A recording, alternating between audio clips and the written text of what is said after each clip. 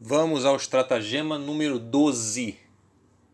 Número 12 é o seguinte, é a manipulação, conhecido como manipulação semântica. Schopenhauer entende isso como o mais intuitivo dos estratagemas. Consiste em conferir a uma ideia a identificação semântica mais apropriada para a proposição que se defende. Exemplo, em vez de falar caso amoroso, você fala adultério. Em vez de falar forte religiosidade, você fala fanatismo. Em vez de falar dificuldades financeiras, você fala bancarrota e assim por diante. Se a conversa for sobre um conceito geral que não possua o seu próprio nome, mas que, à maneira de um tropo, deva ser designado por uma semelhança, devemos escolher prontamente tal semelhança, de modo que ela favoreça nossa afirmação. Esse estratagema se mira em rotular de maneira depreciativa o que o adversário está falando. Assim, por exemplo, na Espanha, os nomes que designam os dois partidos políticos, serviles e liberales, foram seguramente escolhidos por estes últimos. Os liberales disseram que o outro partido se chamava serviles, e o nome acabou ficando. O nome protestantes foi escolhido por estes, assim como o nome evangélicos. Já o nome hereges, porém, foi escolhido pelos católicos para se referir aos protestantes. Isso vale para o nome das coisas, mesmo quando elas forem mais apropriadas. Por exemplo, se o adversário propôs uma modificação, nós a chamaremos de inovação, pois esta palavra é odiosa.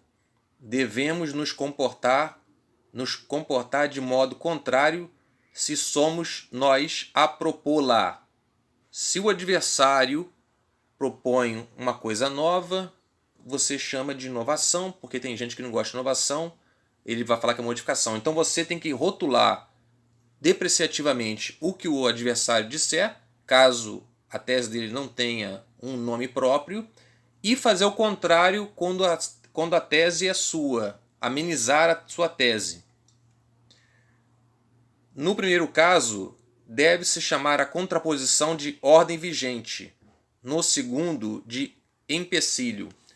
O que alguém desinteressado e imparcial talvez denominasse culto ou dogma político, seria chamado de devoção ou piedade por quem fosse a favor, ou de bigotismo, superstição pelo seu adversário. No fundo, trata-se de uma sutil petício príncipe.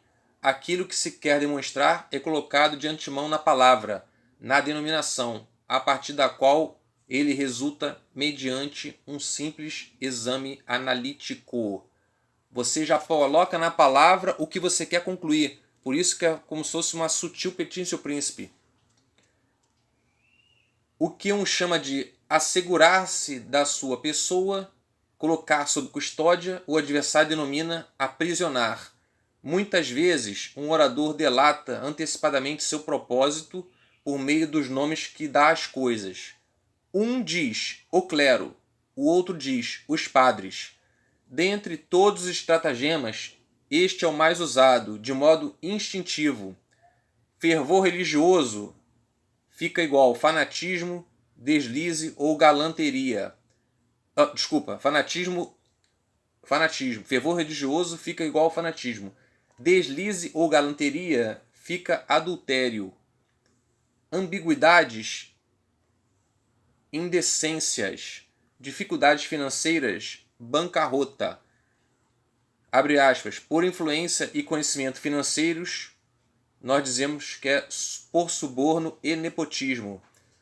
Reconhecimento sincero, nós dizemos que é bom pagamento. Nem quando a pessoa faz um reconhecimento sincero, você admite, você diz que é um bom pagamento, que ela está apenas pagando o que ela recebeu. Em suma, a manipulação semântica lida com o quê? Você depreciar a tese adversária colocando um rótulo sobre ela e amenizar a sua tese também colocando um rótulo sobre ela. Tá certo? Em vez de chamar caso amoroso, você chama de adultério. Já se for o seu caso, em vez de chamar adultério, você chama de caso amoroso. Esse é o 12º estratagema de Schopenhauer.